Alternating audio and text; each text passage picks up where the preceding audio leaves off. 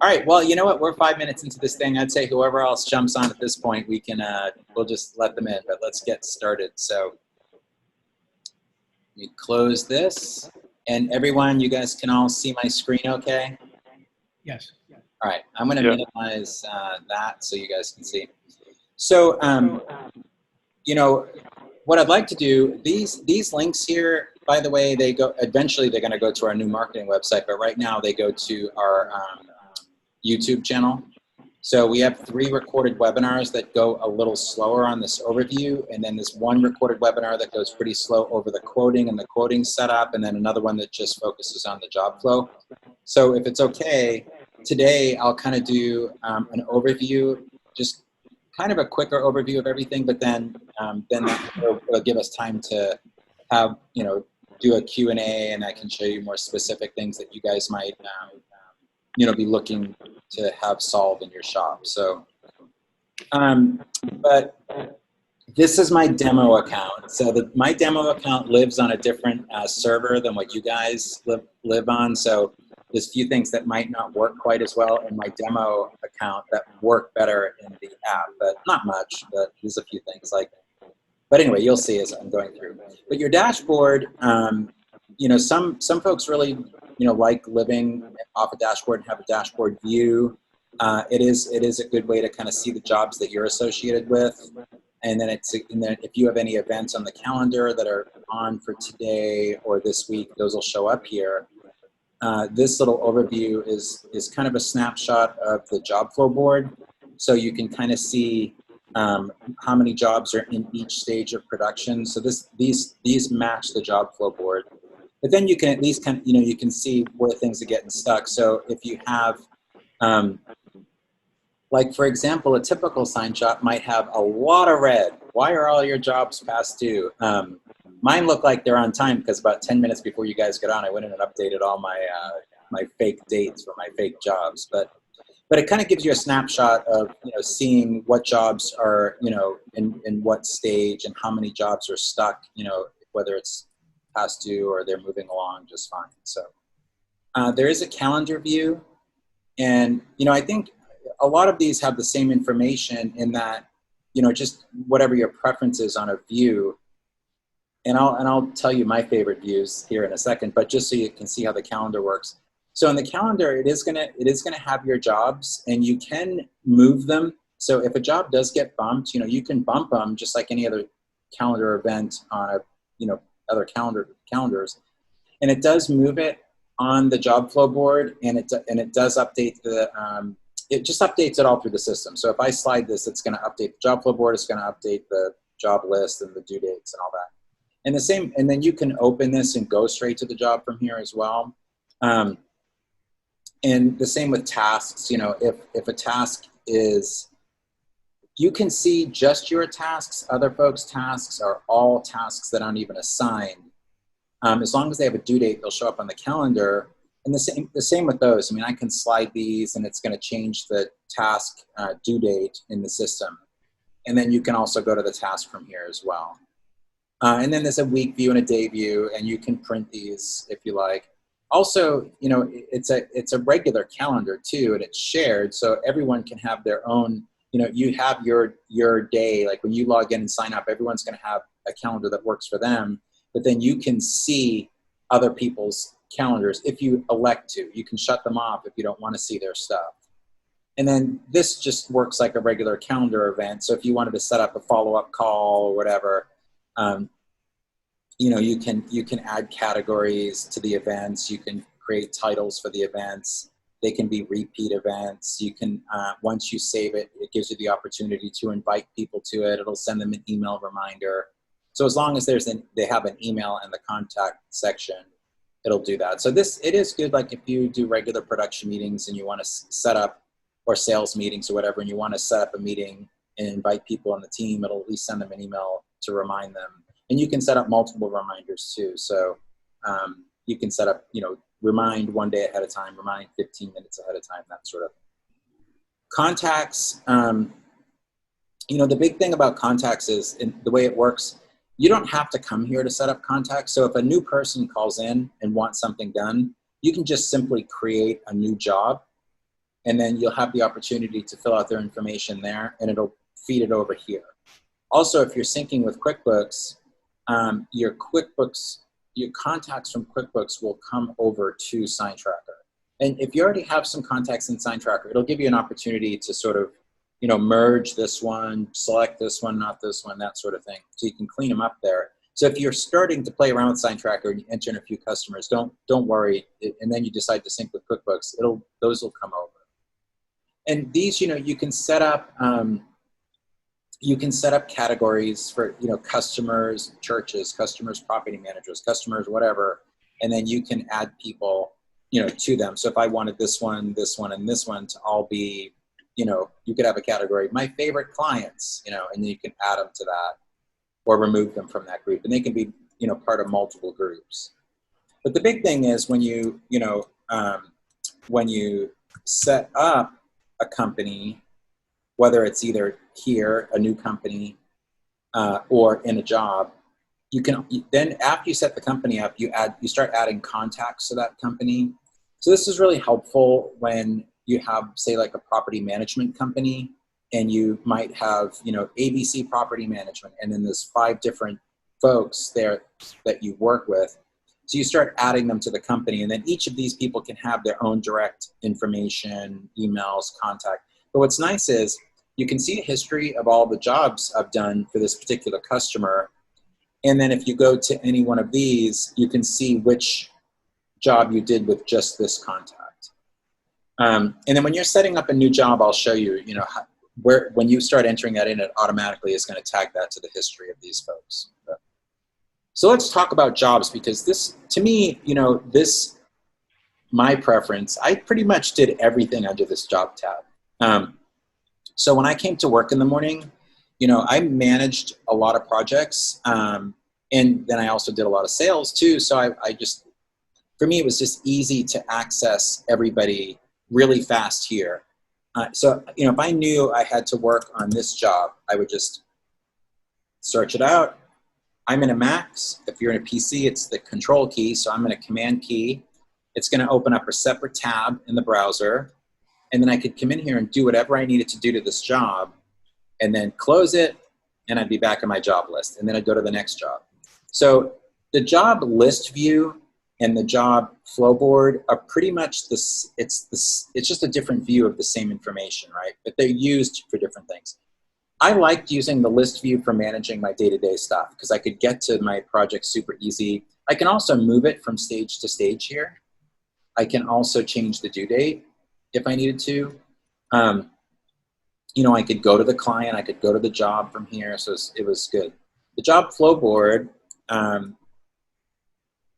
is great for the project management and resource management views. So we had project management meetings, production meetings on Monday afternoons. It just worked well for us. So on Monday afternoon, we would pretty much, it gave us the chance to sort of get the week going, put out any Monday morning fires, which I'm sure you guys, you probably don't have those since you're so proficient already.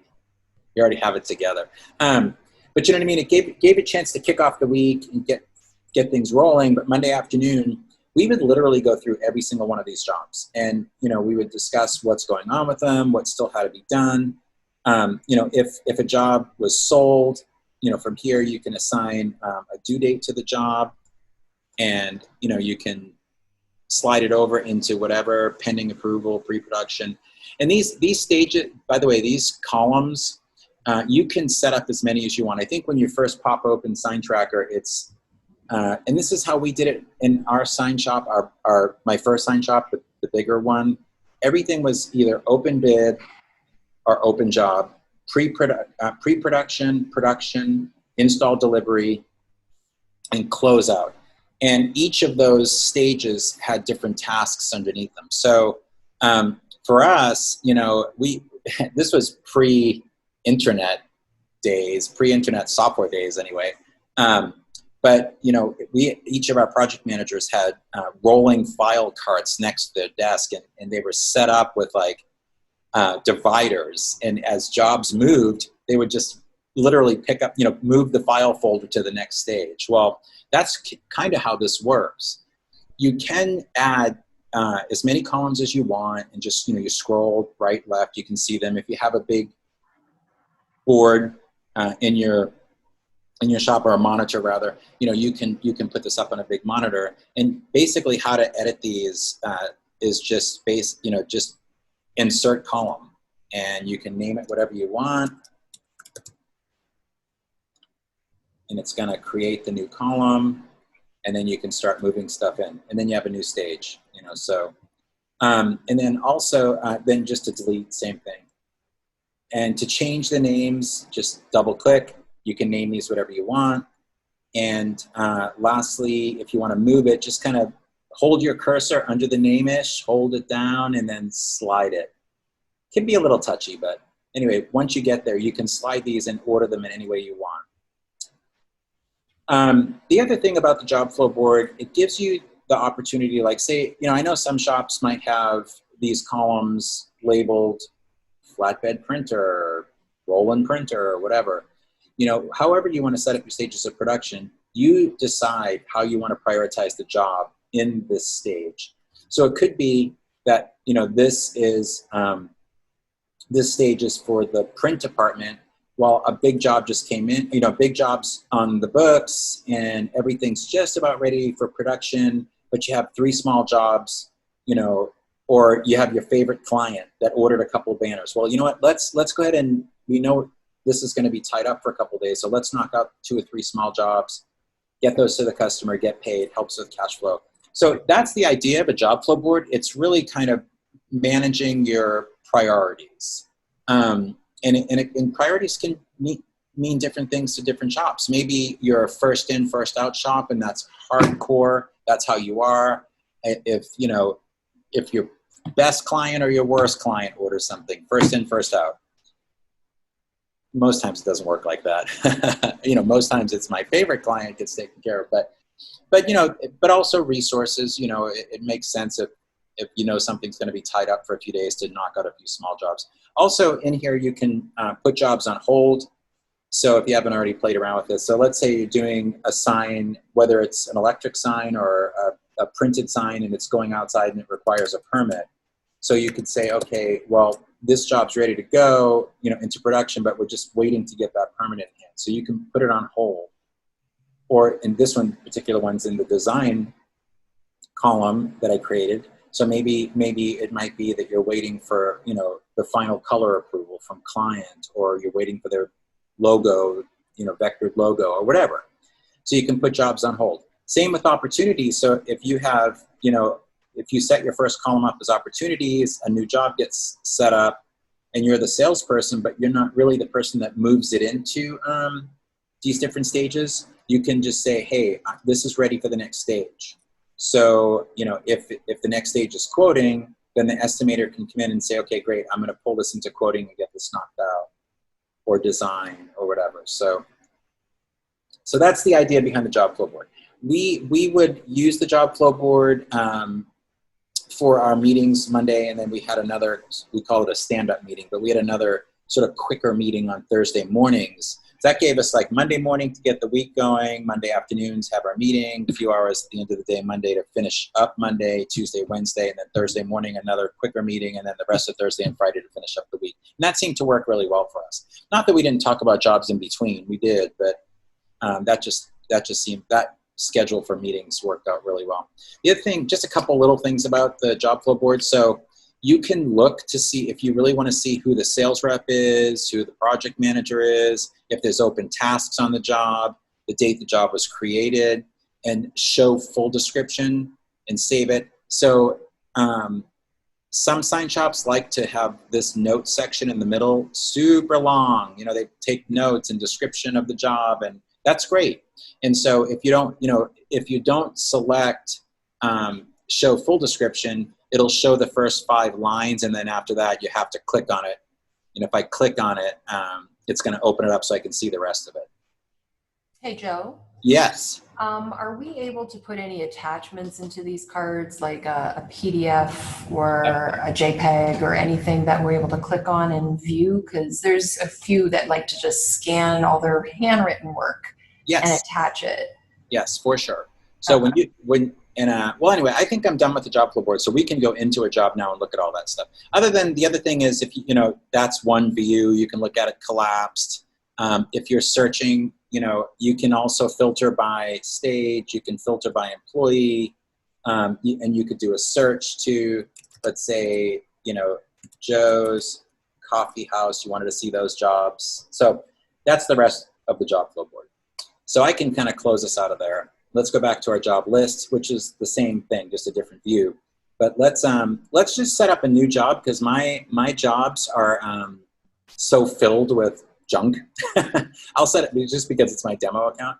So let's go to a new job. So I'm going to come here. Client calls in. I'm going to name this job, banner. We'll keep this super simple. We're going to say this is a 4x8 banner. And we're going to do this one for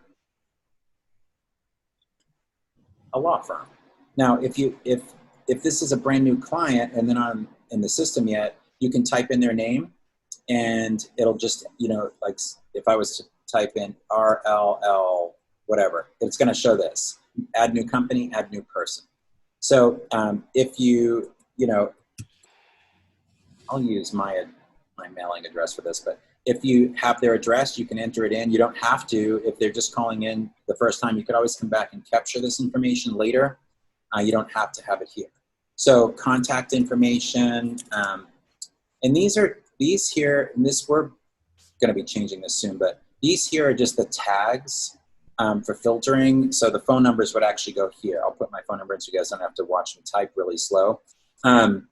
But you can have your phone number, email, and then you enter contact client information. So I could say Paul's going to be the contact, and all of his information is going to come up if they're in the system already. So you'll have all that there. It's a product. Say Joe's going to be the project manager. Joe's going to be the sales rep. I don't know a due date yet. I'm just going to leave that blank because they're just calling in for the first time. But if you know a due date, you can assign it there. And we'll say, the customer's going to pick this up, right? So we're not going to be installing it. So we submit it, and we save this job. So now this is kind of like the summary page. It's going to timestamp when the job was created and who created it. And this is where you do everything to the job. So if I'm on the job list view and I see this job, I click it, it's going to bring me to this screen. If I'm on the job flow board and I use that little drop-down arrow that says View Job, it's going to bring me to this screen. So this is the screen where you kind of do everything. You create tasks on the job, you create notes on the job, you attach your files to the job. So I can, I can attach let's see if I have something. See if I have a PDF or something. Let's see.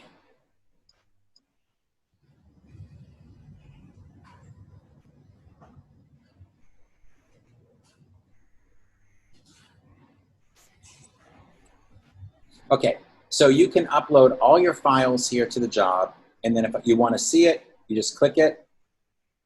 You can view it in your browser. Looks good. Download it. So you can have all your attachments here, or you can trash them if you don't want them. You can click on them and you can rename them if you want. So this, and if you click this, you can upload, you can select multiple files at the same time. You can also just drag and drop from your computer. But if you have if you go out into the field and do field surveys, it's also really good for that too. You can log in through your browser and then just take all your survey pictures. So I did this a lot. I would go out and take all my survey pictures. I'd open up the job in my browser on my iPhone. I'd click the gray square with my thumb, and it would navigate to my camera. And then I'd select 5 pictures, 10 pictures, and then upload them.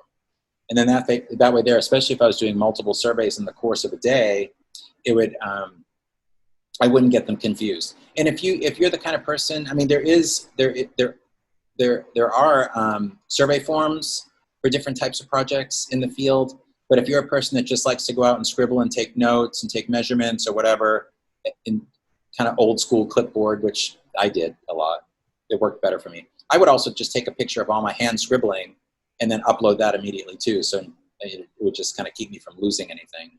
But let's go to tasks. So tasks on a job these are really, really useful, and they'll show up on the job flow board as well. Like in the little job card, you'll see this 10 tasks, 5 are completed, 50% of the tasks on the job are completed. So the goal is, as you're moving the tasks, as you're moving along through the project, the tasks are getting completed. And by the time you get to the closeout stage, where the only thing that should be sitting in the closeout stage is that, hey, all the tasks are done except for maybe one, collect final balance. Customer's super happy, product's been delivered, yay.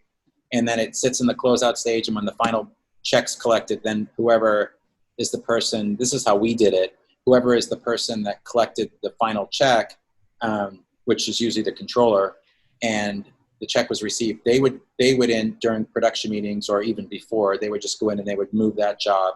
They'd put a little note, final balance collected, and they'd move that job to archive. And your archive jobs will stay there forever. So you can always go back in and look at them and clone them and all that. And I can show you that in a few minutes too. But tasks are also, template driven.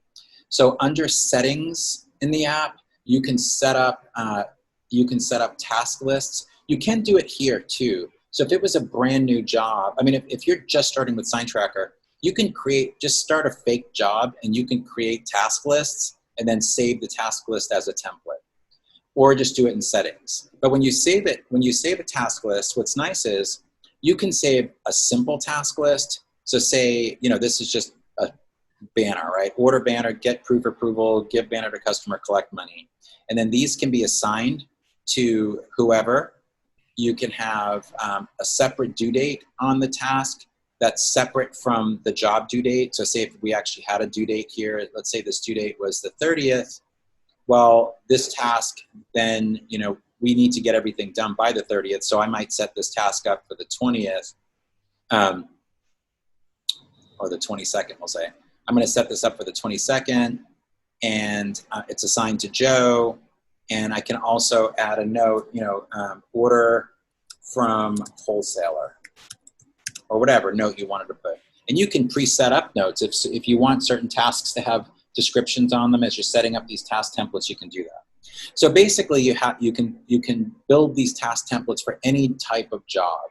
And I'm going to delete these for a second just to show you, because they can get pretty extensive. So we did a lot of electric sign projects. So we had some pretty big task lists. So everything from the initial client meeting to discuss design, to doing code checks, power requirements, install quotes, project quotes. We outsourced everything, so we would get quotes on manufacturing, follow up on customer bid. So if you got to the point where the customer has the bid and it's waiting for approval, and you're the salesperson, I can come in and I can say, okay, I'm going to go ahead and follow up on this bid on Friday, and then you can even say, FU, by the way, means follow-up, not the other thing. My business partners, my development business partners, they're like, Joe, maybe you should come up with a different initial besides FU, because every time I see that, it really doesn't, follow-up isn't the first thing that comes to my mind. But I can say, hey, I left a message on, whatever, 10/21, customer wasn't in, blah, blah, blah, blah, blah. I'll follow up on Friday. So now the thing about these, and this is the other thing I had open all day on my SignTracker app, was, I'm going to close this for a second. Well, here, I'll just do this while I'll close it. The other thing I would have open all day is my task list. So, and by the way, when you start a brand new job, it automatically drops it into the first spot in the opportunities, or your first spot in the first column. So whatever you name your first column. And this is what I was saying when you can see view. If I go view, basically it just opens that job back up.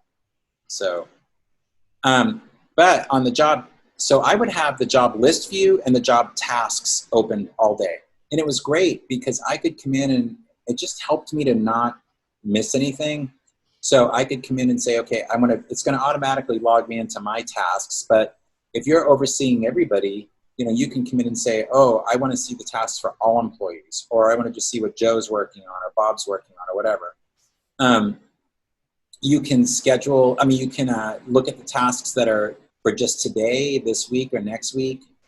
You can look at tasks that have any status or that are just in progress or that are done. And so this was great because if you're using this and the dates are, you know, all there, it's great because you can see, you know, exactly what you have to do every single day, and you can, you know, check them off, and when they're done, they're done. And this will show up on the job flow board as that task being done too. So these are good. And then if, you know, if this task, for some reason, the task is, you know, something's happening and it needs to get bumped, you know, you can bump your task dates here. So, but I lived back and forth between this, you know, this view and the job list. And you can also print your tasks too. So if you're a person that just likes, hey, what am I doing today? You know, come in here today. Well, obviously this would be a lot sexier if I had a zillion tasks under being what needed to be done today. And I could just print them all. And if I was the kind of person that just liked to print them and make notes and then come back maybe at the end of the day and check them all off that I finished them. So, okay, so let's go back to our job. Notes, pretty self-explanatory, but you can, one thing I did a lot of, and I talk about this in the recorded webinars too, is I use Gmail. And so, you know, sometimes when you're communicating back and forth with customers in email, those threads can get really long. So I just get into the habit of anytime a customer would email me something pertaining to a job or an approval for something or change order something or other, I would just copy and paste the whole email, including the header, the timestamp part of it, all of it, and just paste it here. And, you know, and then I would save it. And so then it would timestamp it. And then what's nice too is if there's multiple people working on the job, so if you're working in the, you know, the production department, and there's something you wanted to remember about this particular job on some settings or whatever, you can take notes. Because again, you can come back to this job in a year from now and clone it, and all this stuff will be here still. This we'll close up with quotes and contracts, but sign templates, I mean, these are sort of just a bonus thing that we put in here. If you guys might already have this sort of thing, but you know, they're just basically vectorized templates. They were all created in Adobe Illustrator. You know, a lot of electric sign stuff, a lot of channel letter stuff, but there's also, this one's a development package, so we did a lot of ADA work, and so this was kind of a good, these are just like good templates for laying out those types of projects.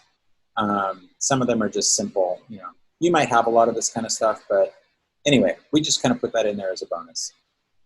The other thing is the forms. So there are a lot of forms in here. I would just suggest like going through them and opening them up and seeing what they're good for.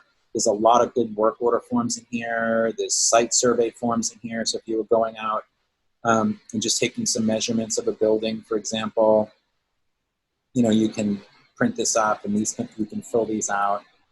The one thing I will say is, and this is more of a browser PDF thing, you can fill this out in the browser window and print it, and it's fine. But if you submit it and save it, it won't save the data. And the only real workaround for us on that is to rebuild all these forms in like HTML, and then that way they would always save the data.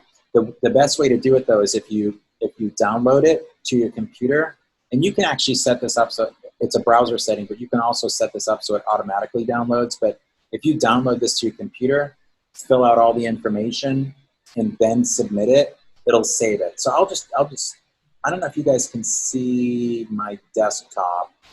I think I'd have to change that, but anyway, you'll get it. If I downloaded this and filled all this up and then hit submit, what it does is it'll drive it back to the job to the top. So then you can open it up and you can see all the information, you can print it. But, you know, again, in order for it to save the data, you have to download it to your desktop on your computer, fill it out, or on an iPad if you have a PDF reader, writer, or whatever on your iPad. Then same thing, you can download it, fill it out into the PDF tool, fill it out, save it. It's going to automatically drive it back up to your job, and then all the data will be saved. And there's a lot of great forms in here. Everything from subcontractor agreements to survey sheets, landlord approval request letters. If you guys ever have to get landlord approval to do something on the outside of a building or in the lobby of a building, I mean, these are all there. Credit card request forms.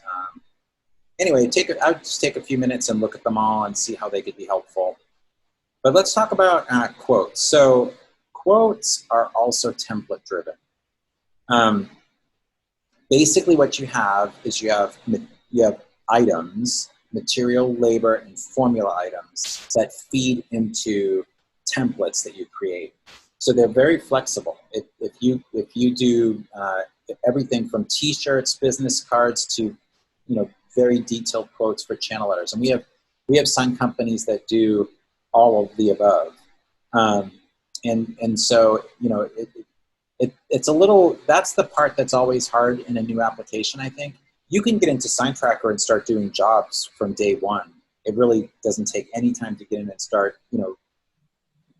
creating jobs, setting up your job flow columns, setting up a couple of simple task lists. I mean, within an hour, you could be doing jobs and creating jobs. The quoting part is the part that is a little harder because you have to do some setup with your materials, your labor, and if you use formula items like square footage pricing or upright inch pricing or whatever. So basically, there's two things. If I just say new quote here, all it's going to do is create a copy of the master template. And the master template, which I'll show you in a few minutes, that's where you set up these item categories. So this is an item category, and you choose what you want to show up here, your material, your labor, or your formula items. You choose what you want to show up in the drop-down menus. So, and then you can, if you were to do a quick quote, let's say you set up a template for just, a quick quote for, let's say, I'm going to say a channel letter set, because those are easy to outsource, right? So someone gives you a quote for $3,000, another person gives you a quote for $1,500 to install it. So you could hand type in, channel letter quote, $2,500, install quote, $1,500, and then you have your markups and all that. Let's go back to quotes. Did someone just, I think someone might have just had a question. Let's see. Yeah.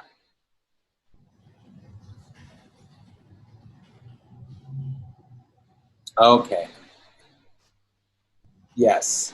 That would be good for sure. We're actually doing some updating on the install material and labor. I mean the labor, material, and formula items. So I'm going to definitely put that in there to be able to add a note to that. I guess the big thing is, where would the note show up? Maybe underneath item, I guess. Maybe we can talk about that, Maria, on what the use case is.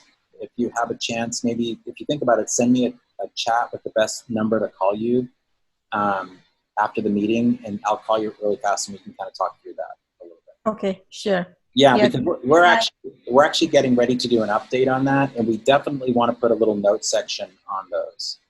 Yeah, because sometimes we have specific thing, custom, or like, let's say the items we need to buy certain thing, or it's gonna be nice if we can put additional notes on there. Yeah, especially if they're really quirky special order items, it'd be great to even if nothing else, have a note of where you go to buy it. You know what I mean? Yeah. So I can definitely see how that would be really useful. So okay, thanks, Joe. Okay, so let's go back to our quotes really fast. Let's cancel out of this. Cancel.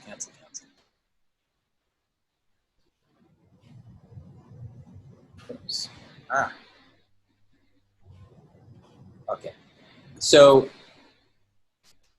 if you take the time to build these templates, this is where SignTracker can really be helpful with the quoting. So you can build, you set up categories, and you can build templates for any kind of product type. So let's just say this one, we're just doing a simple banner. So for the sake of keeping it simple for this, I'll just pick this one. The template's already going to be filled out. So you'll have your, banner material, your tape, your grommets or whatever. And you can add, by the way, your pricing will usually just show up like $30. We built in the ability to do fractional pricing. That's just a setting. When you're setting up your currency, you would just choose either US or US fractional. And the reason why we did that is because we have some shops that do like business cards and that sort of thing, and they use fractional pricing. We never went that finite on our pricing, but some shops do. So we went ahead and we had a request for that on several occasions, and so we decided to go ahead and add it in. But anyway, so I already have this template built out. I already have my markup for my materials, my markup for my labor. Now this is a template, and so I can add to this. So let's say I needed to add some design time, production time for.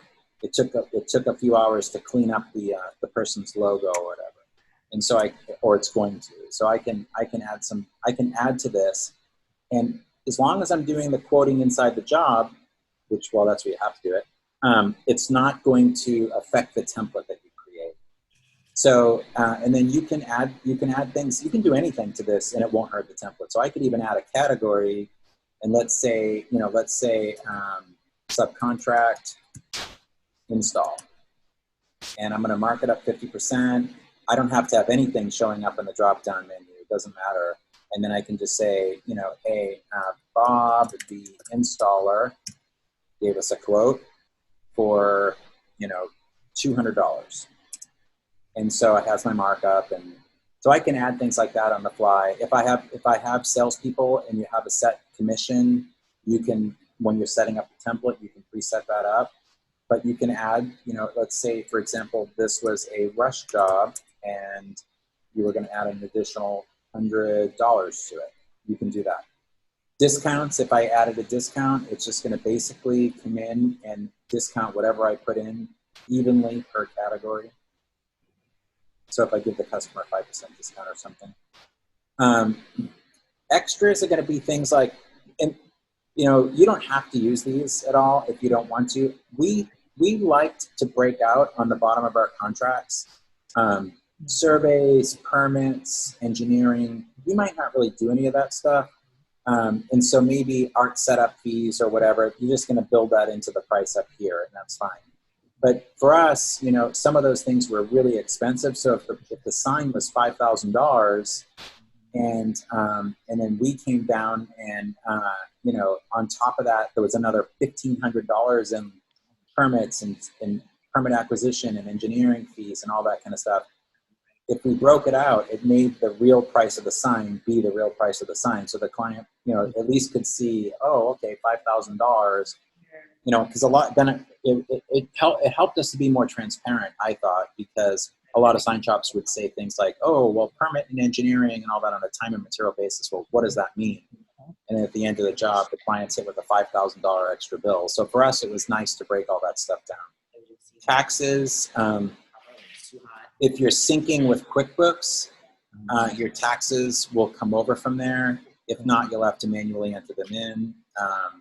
And then again, when you're setting up these templates, you'd already have a nice description. But let's say I wanted to add, install or whatever, I can do that. And it won't hurt the template. It won't add it to the template. Notes that the customer does not see this. This is an internal document. So this is where you can write, information about the installer, the customer, anything, anything you want to remember about this quote if you had to come back to it. And then save it and finish it. It's going to give you a nice little summary page, make sure everything looks good, and then you can generate a contract for the customer. It brings you to this page, and then the thing about this is if you can have multiple quotes on one job. So let's say this job had, this had 5 banners, 3 magnets, a pylon panel or whatever. You can have multiple quotes you can have multiple quotes for one project and in one contract.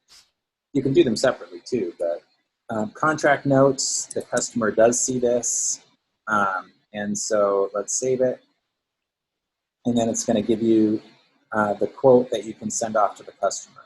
So right now in SignTracker, you have to download this as a PDF and attach it as an email with the drawings.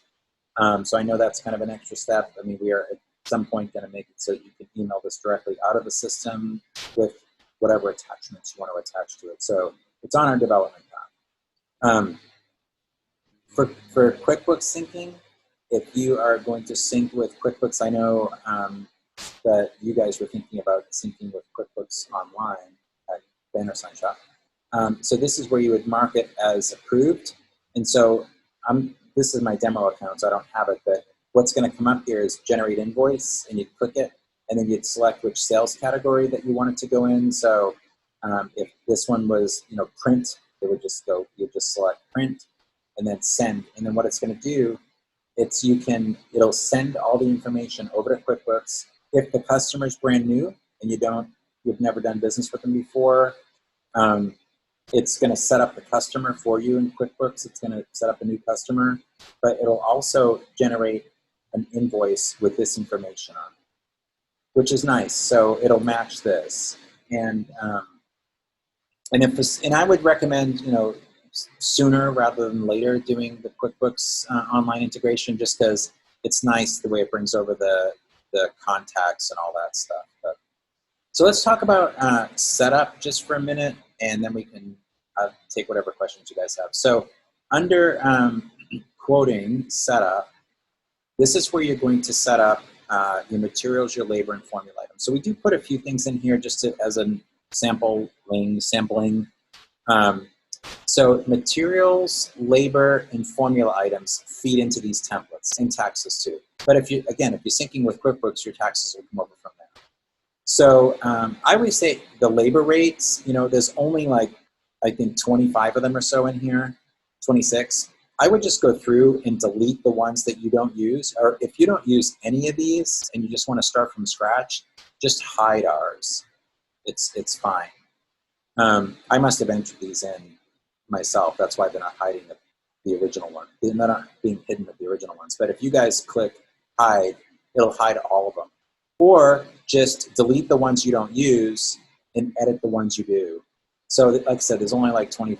I didn't even think there is 26 of them. I think originally there's only 20 of them. So some shops just have one shop rate. Hey, we charge $100 an hour or whatever.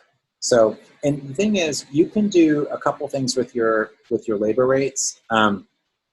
If you remember in the quote template itself, there's a place where you can mark up your labor rate. And so we would always try to enter our labor rate in at our, and our accountant would help us with this too, to calculate what our labor burden was, so we could figure out what our hourly rate really needed to be for the shop to keep the lights on per person. I actually have, it's in Excel, but I think you can open it in Sheets on Mac or Google Sheets or whatever too. But it's a labor calculator. So if you guys send me your email address in chat or send me an email, joe@sign-tracker.com, I'll send you that.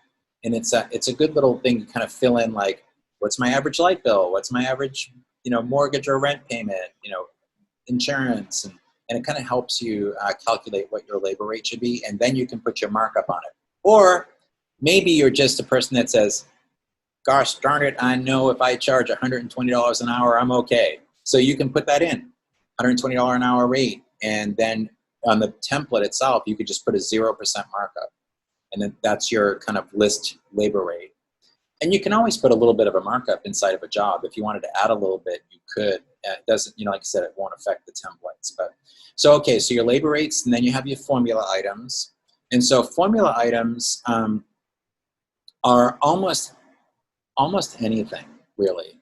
So if you're like a POS sort of a shop and you have, hey, I sell these plug-in now open signs for $100 a piece, that can be a formula item. It's just an item. Formula items in the sign industry, as you know, a lot of sign shops do, oh, I charge, $20 a square foot or $5 an upright inch or whatever. Those are more traditional formula items in our business, but there's only about, I think, 40 or 50 of them in here. Again, same thing. I would just look at all these, spend a few minutes. We don't do that. Delete, delete, delete. And then if you do these, and then you can get in and edit the few that, that you might want to use, you can edit them any way you want to. And I'll just open up one of these really fast too. So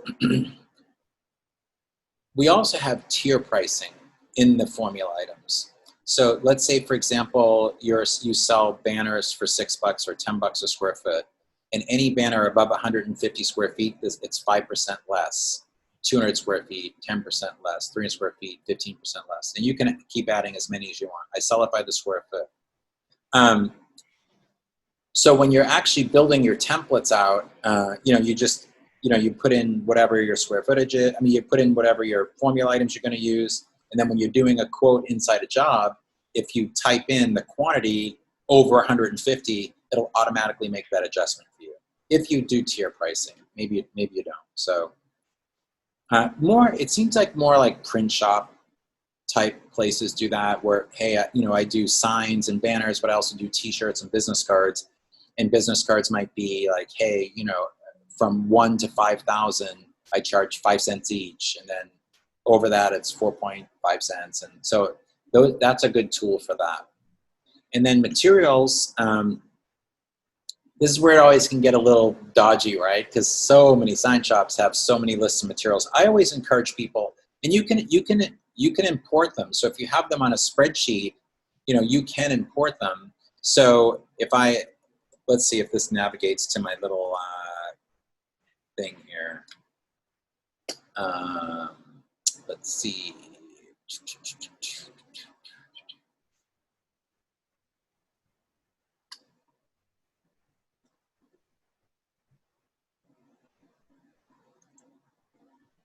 Okay, so I just imported this from a spreadsheet. So you can do that if you have your materials on a spreadsheet. You can also, this acts like Excel, this little thing, so you can just highlight one column at a time and paste in all your materials and paste in all your pricing. And then you can always add categories, later. And just so you know, this acts like Excel, so I don't know if you guys can see that, but if I grab that little corner and start dragging it down, so it's going to work like that. I am not going to upload these because I think I've already done it a couple times, so I'm just going to go back here and pretend I didn't do that. But so there are some materials in here already. Again, you can hide what we have and just start from scratch and enter your own stuff in. Yeah, you can see I've entered in that same spreadsheet so many times. I probably need to delete all this stuff and start from scratch with my demo account. But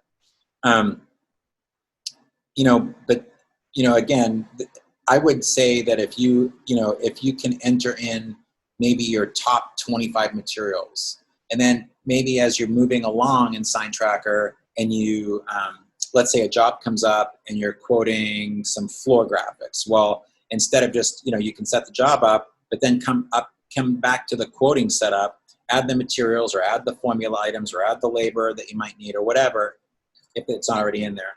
Add the things you need to quote that job, save it, then go back and quote inside the job, and then you have it. Then you have it for the next job. So you don't. And rather than, some folks like to just do it all. Like, oh man, I'm not going to even roll SignTracker out. Gosh darn it, until I get all this stuff set up. And that's, if you have time and you want to do it that way, that's great. I always kind of recommend, kind of doing it as you go. There's certain things you might want to get set up, like the task templates and a few simple quoting templates. So let's go to the templates real fast and show you. So again, material, labor, formula items, and taxes all feed into these templates, right? So your master template is really geared, in your master template, what you really want to do is set up these item categories. So whether it's materials, labor, and you want to, in formula, you want to choose what you want to show up in here, and then what you want the markup to be. And then you can add as many categories as you want. Like I added the special order one, I added subcontract. Just click, add a category, name it.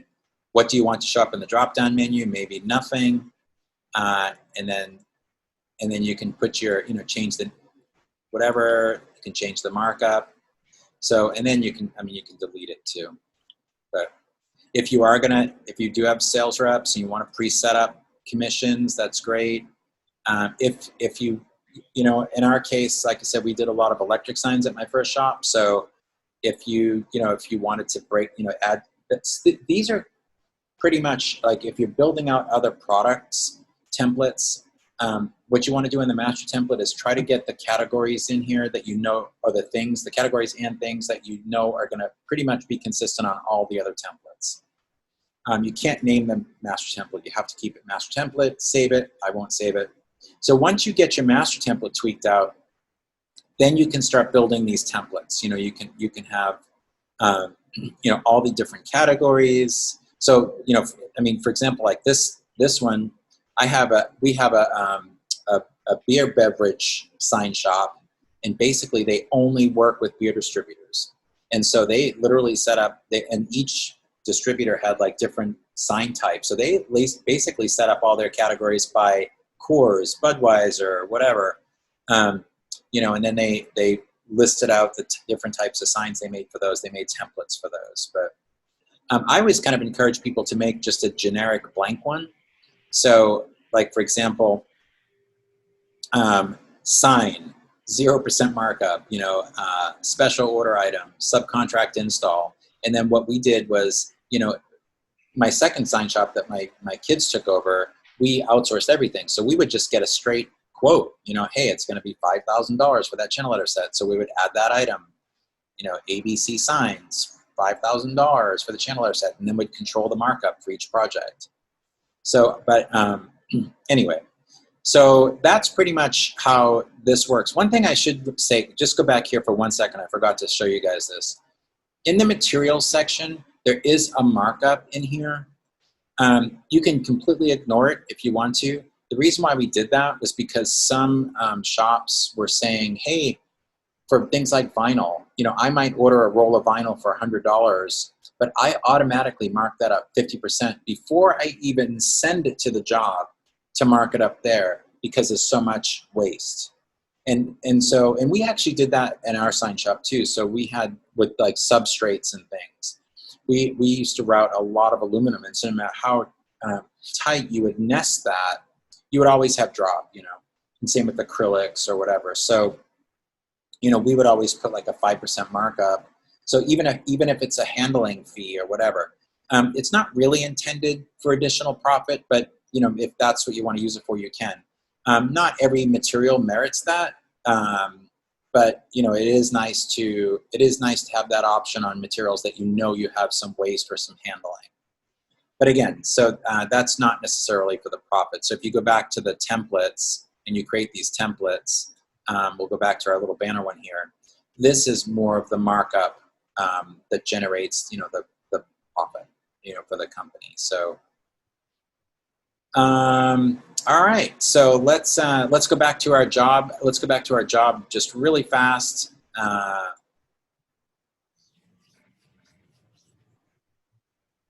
I'll go to our job flow board. I'll go to our banner job that we are looking at. So this is where, that's what all those things were. So there's all your templates. There's our core sign. And so when you create those templates back in the setup, and again, anything that you quote, anytime you use one of those templates to quote a job, you can change anything inside that template. It's not going to hurt that original template. Also, if you go through your materials and labor and formula items and update your pricing, say a couple times a year, it will automatically update all your templates for you too. So, all right. So that's SignTracker in a nutshell. I mean, there's probably a little bit more I can show you, but in any case, if you guys have any questions at all, or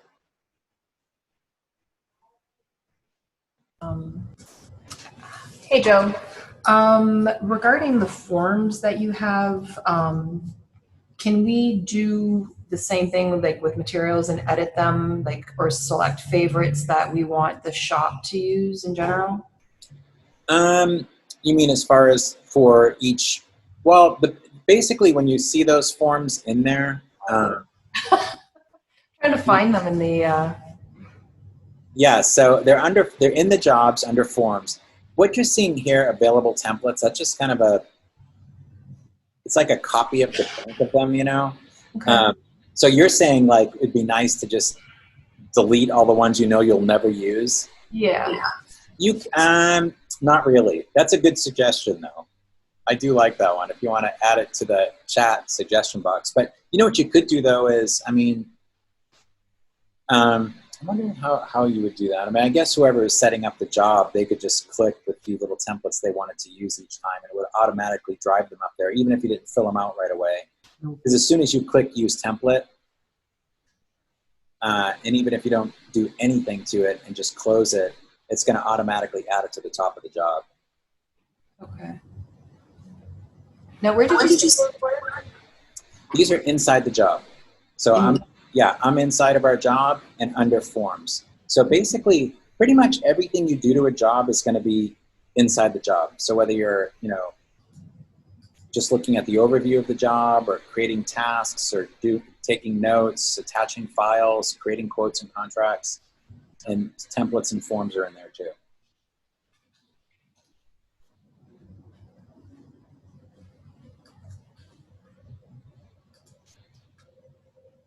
And to get to this screen, just as a reminder, this is this.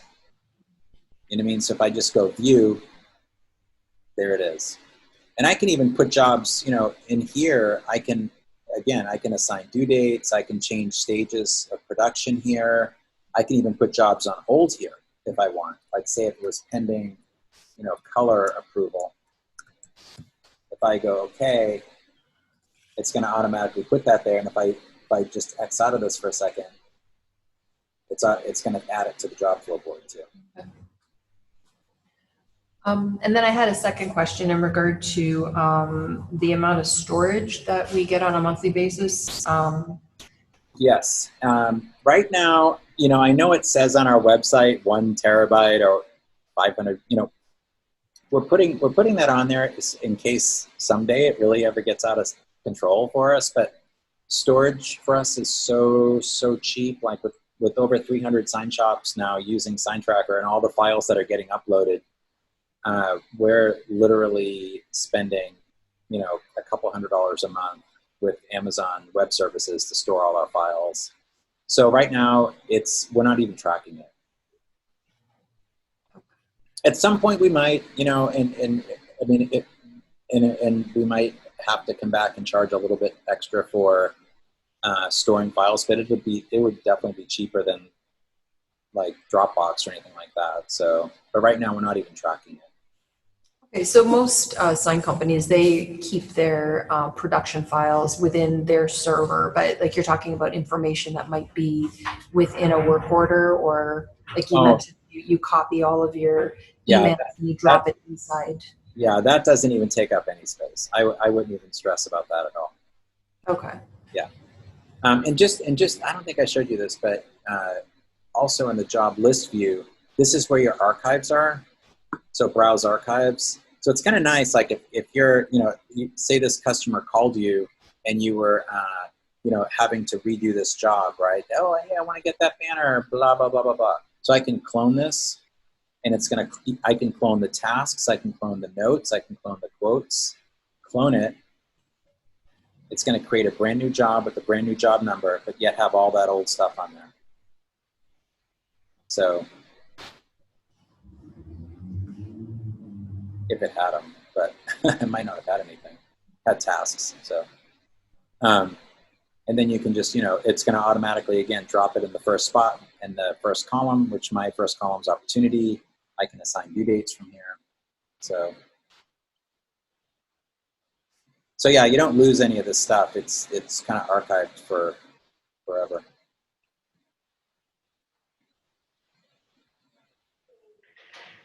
All right. Well, I will say that since I am on, COVID lockdown, I basically spend my entire life waiting for one of you guys to hit me up on chat so we can talk.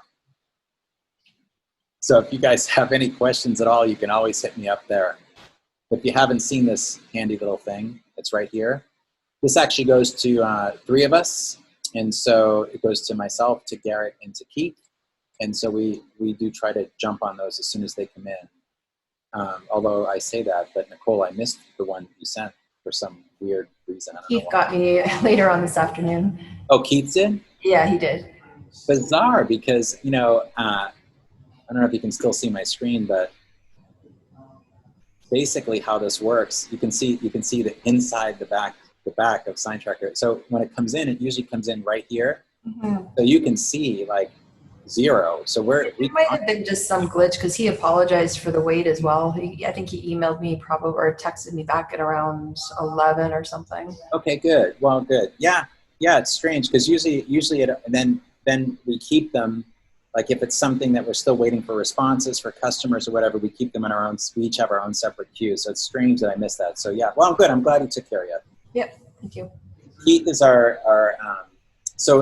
have 2-person development team, and they're both my business partners. Keith is a back-end developer, and so he does manages all the servers, databases, all that stuff. He does some front-end development too, but he's primarily a really great back-end guy. So SignTracker has been very, very, very stable. I mean, we've only had, in literally probably the past 6-7 years, I think we've only gone down once or twice, and it's generally been more of an Amazon Web Services thing, not us, because we don't keep anything internal. Like all of our development and all of our like the code, all your stuff. I mean, everything is pretty much stored with Amazon. So, and then Garrett is the front end guy. So he's more the guy that does all the graphic stuff and the UI stuff. So, but anyway, well, oh, go ahead. I'm sorry. So as far as archivable information, so you have a work order, you have the customer's history. Once the job is invoiced, a certain portion of it, I guess the description goes over to QuickBooks, but all other archival information stays within SignTracker, right? It doesn't bog down QuickBooks by any means. Nope. The only thing that's going to go into QuickBooks is the client information, unless it's already in QuickBooks, and the information from the quote. So the description, and all the pricing stuff. So that'll all go into QuickBooks. Everything else gets archived in SignTracker. Okay, and then as far as the dashboard itself, are there certain things that we will allow certain people to see? Like, I don't need the whole entire staff knowing that somebody didn't pay something within 60 days. Like, can we just have certain staff see certain portions of the workflow? Yeah, they're going to see. Well, they're going to be able to see the job flow board, and they're going to be able to see, they'll be able to see the dashboard stuff. But when you're setting up employees, the big thing that you can block them from seeing is so if I come in here, you can block them from seeing any of the quoting information at all, any of the customer-facing contracts, any report information. If they're not going to be doing any of the integration with QuickBooks, you can block them out of that. So I mean, they can see. They are going to be able to see the, the job flow board and the job list and that kind of stuff, but they don't necessarily see, they don't have to see any of the accounting related stuff. Okay. But anyway, I'm here if you guys need me for anything as you're getting through setup or initially getting things rolling. If you need, this is something I really like doing too. If you decide to set up a few of the task templates and you decide to set up a few of the quoting templates, or if there is one person that's going to be responsible for setting up the quoting templates, I would love to, I could spend a few 15, 20 minutes or whatever with them, kind of walking them through how to get that set up. There's also a couple of really good videos they can watch for that. But then once you get a few things set up, I'd love to just log in and then let you guys drive and kind of coach you. Oh yeah, that looks good. You set it up just perfectly. Or no, I would tweak it like this. So I'm happy to do some of that kind of coaching too. Perfect, thank you.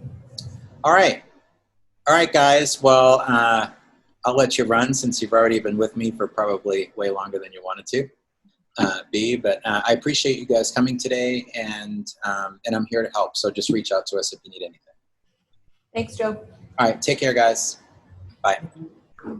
And make sure to subscribe to our YouTube channel, where we'll be posting updated videos on a regular basis.